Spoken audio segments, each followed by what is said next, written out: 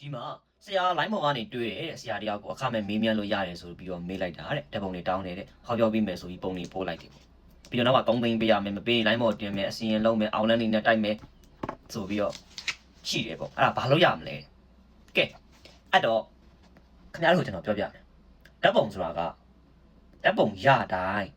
းလုံးလို့ရမယ်ထင်သလား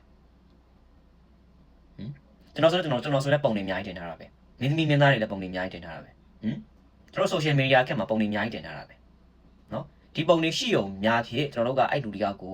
ကောင်းခြင်းစိုးခြင်းပြက်နာစုံဖြစ်ပေါ်လာခြင်းကိုဆောင်ရွက်လို့ရမယ်လို့ထင်သလားကဲထားပါကဲပြောပြမယ်ဘင်းရင်စရာကြားပြက်နေနဲ့ပတ်သက်ပြီးပြောပြရအောင်ဘင်းရင်စရာကြားပြက်နေဆိုတာခုနောက်ပိုင်းမှာတွေ့နေရတယ်ဘယ်လိုပုံစံမျိုးနဲ့ကျွန်တော်တို့လူတွေကိုလိန်ညာလှည့်စားလဲဆိုတော့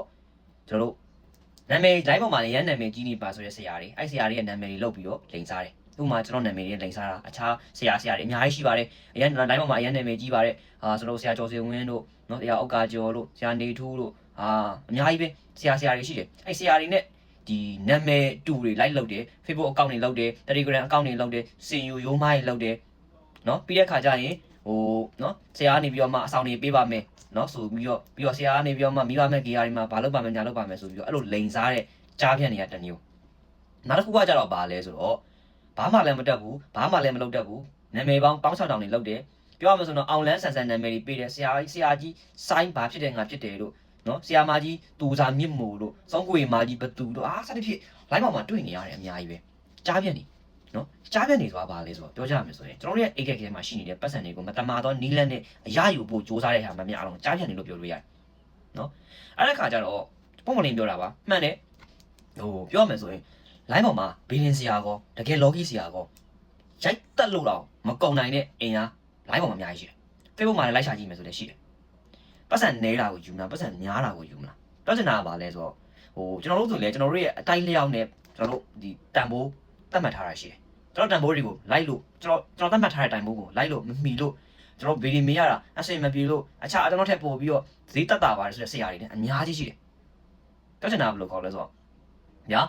ကျွန်တော်တို့ကပြန်လူတယောက်ကိုဗီဒီဟောရင်3-5သိန်းရရမယ်ချို့ဆရာတွေကလူတယောက်ကိုဗီဒီဟောရင်3-5တောင်ရချင်မှရမှာ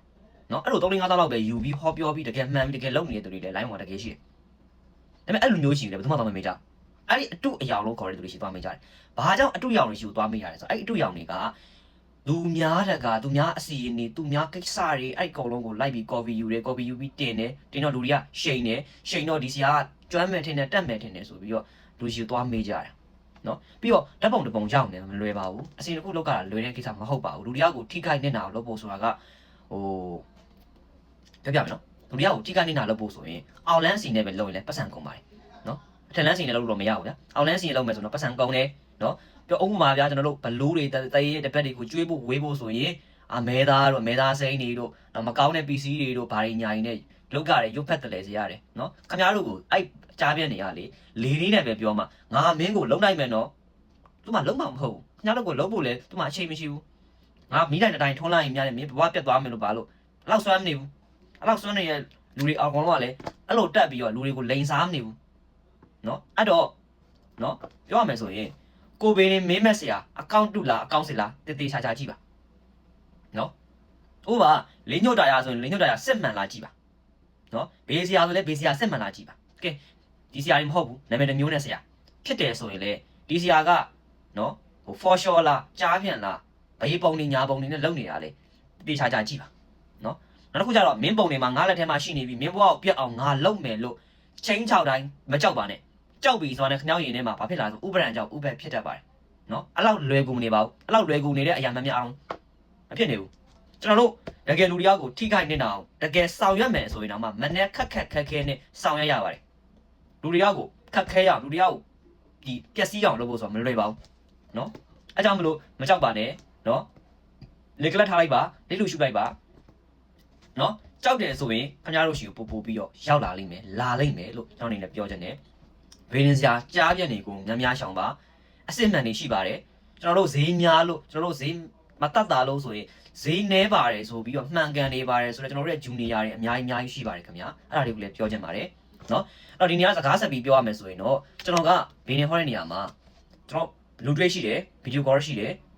ကျွန်တော်ကဘန်ကောက်မှာနေနေရမလို့လူတွေ့ရှိတယ်ပေါ့ နော်လူတွေကတော့ကျွန်တော်တိုင်းရတစ်ခုတည်းယူတယ်ဗီဒီယိုကောလည်းကျွန်တော်တိုင်းရတစ်ခုတည်းယူတယ်ဒီနေရာမှာ text message လို့ခေါ်တဲ့မေးခွန်းနဲ့မေးရမယ်ဆိုရင်မေးခွန်းတစ်ခုစီအတွက်ကိုကျွန်တော်ဗမာငွေ9000ကျပ်ယူပါတယ်နော်အဲ့ဒါကိုလည်းကျွန်တော် booking တွေပါတယ်ကိုလည်းဗမာချိတ်တယ်ဆိုတော့ကျွန်တော်လက်ရှိမှာတော့ TikTok တို့ဘာလို့ညာလို့ YouTube ကလို့ဘာလို့ညာလို့မှာချိတ်တာမဟုတ်ဘူးကျွန်တော်ရဲ့တစ်ခုတည်းတော့